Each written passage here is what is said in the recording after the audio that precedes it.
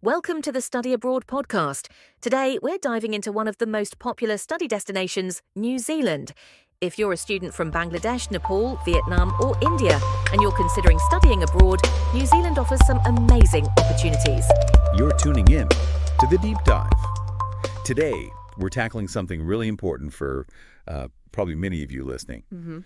How do you actually make that dream of a master's or PhD in New Zealand happen?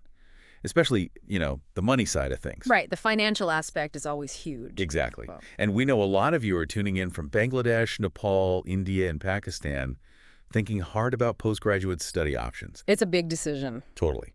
So our mission today, let's unpack the real cost of living over there and, crucially, shine a light on the scholarships. Because there are quite a few, right? There really are, yeah. Significant opportunities. Good. We want to see if we can make this journey seem, more achievable for you. So let's kick off right there. How does New Zealand stack up cost-wise against other big study destinations? Okay, yeah. That's the logical starting point, isn't it? Because people naturally think, okay, Australia, the US, the UK. Usual suspects. Exactly. And they all have their plus points, obviously. But New Zealand, it often comes across as a bit more manageable financially. Not just tuition fees, we'll park that for today, but the day-to-day living costs. That's where you can see a real difference. Like the everyday spending. And I guess the biggest single expense for most students is going to be rent, accommodation, where you live. Absolutely. That's Yeah. usually the biggest chunk of the budget. So if you're picturing yourself in NZ doing your master's or PhD, what are we talking about for a place to stay? Well, if you're looking at the main cities, Auckland, Wellington, Christchurch, the big student hubs, the most common route is sharing a flat, renting a room. Okay. And for that, you're probably looking at, say, somewhere between NZD $150 and maybe $350 per week. That's quite a range. It is, yeah. And it really depends on, the usual things. Location is key city center, close to campus. That's always going to cost more. Sure. And the type of place. A nice modern room versus something a bit older, smaller, maybe further out. Makes sense. Convenience cost. What about university accommodation, like halls of residence? Some people prefer that, especially at first. Yeah, definitely. That can be a really smooth way to land, particularly when you first arrive. You get that built-in community. You're right there on campus. But as you hinted, they do tend to be, more expensive generally. Sometimes, though, they include meals, which can actually help with budgeting for food. So that's a potential upside. Right. Simplifies one part of the budget. Okay. Roof over your head sorted. What about food? Groceries? Maybe eating out occasionally? Keeping the Yeah. brain fueled? Yeah, important. Food costs can actually be pretty reasonable if you're mostly cooking for yourself. Okay. Your weekly grocery shop could land somewhere in the NZD $50 to $100 range, but that's super variable, depends what you eat, where you shop, Of course. hitting the supermarkets, looking for specials, standard student stuff, really. Eating out, though, that's where it adds up faster. A casual meal, maybe 15 to 30 New Zealand dollars. Right. So cooking is definitely the way to go for the budget. Definitely. Treats are fine, but relying on takeaways or restaurants all the time will, hit the wallet hard. Good to know. Yeah. And getting around.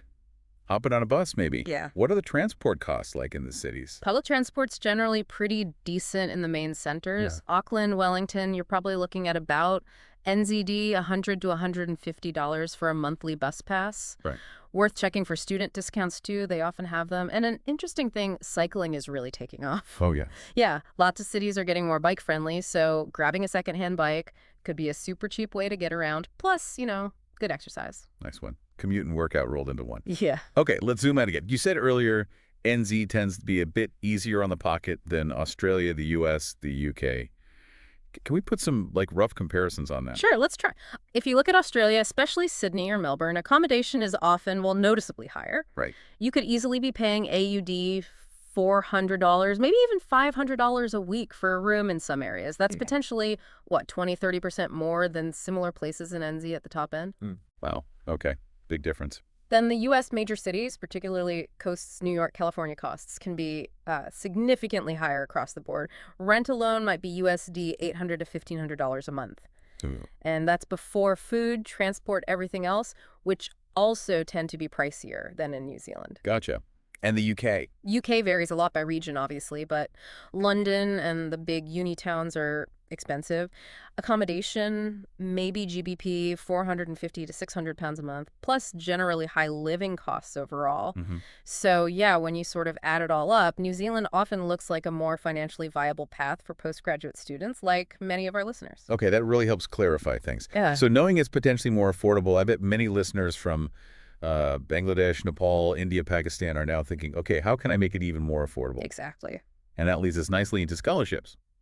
New Zealand does seem quite committed to helping international students, doesn't it? It really does, yeah. They genuinely value the input international students bring academically, culturally, and because of that, there's quite a bit of funding set aside. Yeah. We're not just talking small bursaries either. Some scholarships offer really comprehensive support specifically designed to attract talented people from all over, including, definitely including South Asia.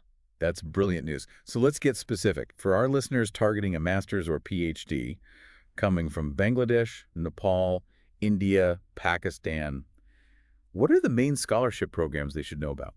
Right. The big one, the flagship, is the New Zealand Scholarship Program. This is run by the government, Okay. and it's specifically for students from developing countries, which importantly includes India, Bangladesh, Nepal, and Pakistan. And crucially, it covers both undergraduate and postgraduate masters and PhDs. That sounds ideal. A potential game changer, like you said. What does it actually cover? Is it just fees?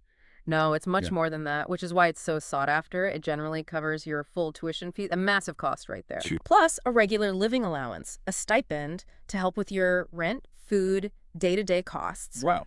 And often it also includes your travel costs, flights to NZ and back home afterwards, and health insurance while you're studying. That's incredible. That covers basically everything. Pretty much. It's designed to remove those major financial hurdles. It's significant support. I can imagine competition is fierce then. Oh, absolutely. It's highly competitive. They look very closely at your academics, your potential, maybe how your study relates back to your home country's development needs. It makes sense. But the fact that it is specifically open to postgrads from your region makes it, a top target, definitely worth investigating. For sure. Worth the effort for that level of support. Okay, besides that main government one, what else? Are there other places to look for funding? Yes, definitely. Don't stop there. Many of the universities themselves have their own scholarship pots specifically for international students. Ah, university-specific ones. Exactly. So the University of Auckland, for example, they often have scholarships aimed at students from particular regions, including South Asia,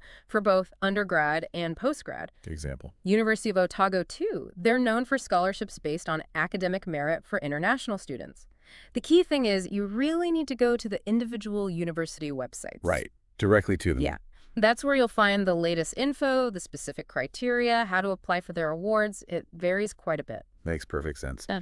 Any other programs maybe specifically relevant for listeners in Bangladesh and Nepal? I think I saw a mention somewhere. Yes, good point. There's the ASEAN New Zealand Scholarship. Now, its main focus is Southeast Asia, as the name suggests. Yep. But, and this is important, students from Nepal and Bangladesh might be eligible under certain conditions. It's a bit nuanced. Worth checking then, if you're from Nepal or Bangladesh. Absolutely. Don't rule it out. That one typically covers tuition fees and gives you a living allowance, too. Yeah. So definitely worth digging into the specific eligibility details for that one as well.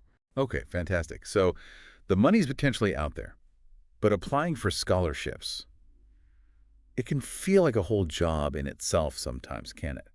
Any key tips for navigating that process? Yeah, it can feel daunting. The absolute number one thing to check the eligibility criteria meticulously for every single scholarship. Don't assume anything. Exactly. Read it carefully. Do you meet the academic score? Is it for your field of study? Do they consider financial need? Then start gathering documents early, so early. Like what kind of documents usually? Your transcripts, degree certificates, obviously, often a personal statement why you want to study this, your goals. Letters of recommendation are usually crucial from professors who know you well. Right. Sometimes proof of your financial situation might be needed too. Most applications are online now through the uni sites or the main NZ government scholarship portal. Okay, standard online forms mostly. Pretty much. And the final critical piece of advice, deadlines. Pay super close attention to the deadlines. Ah, yes, the deadlines. They're often months before your course even starts. Not weeks, months. So you cannot leave it late. Plan way ahead. Give yourself plenty of time. That is super important advice. Don't miss out because you missed a date. Okay, this has been incredibly helpful. Yeah. So just to wrap things up, what are the main takeaways for our listeners in Bangladesh, Nepal, India, Pakistan, thinking about that master's or PhD in NZ?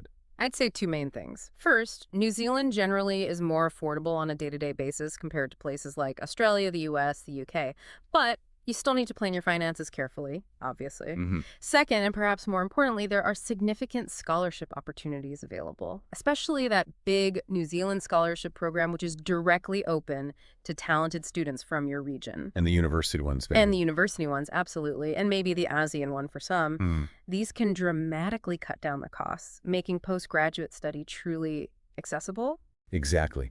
So the message really is, if you have the academic ability and the drive to pursue a master's or PhD in New Zealand's excellent universities, don't automatically assume finance is an insurmountable barrier. Please don't. The support structures are there. We really encourage you do the research on these scholarships we've talked about. Understand the requirements, the deadlines. Start preparing those applications. Proactive about it. Absolutely. These opportunities exist specifically to help people like you achieve those study goals in New Zealand. Fantastic. Well, that brings us towards the end of this particular deep dive. If this chat has been useful and you want more insights on studying in New Zealand or other places around the globe, do hit that subscribe button. Keep up with our future discussions. And maybe just a final thought to leave you with. Given how much financial help is potentially available through these New Zealand scholarships, maybe that world-class postgraduate degree is actually much more within reach than you thought. A good thought to end on. Perhaps now's the time to really start looking into those applications seriously. Take that first step.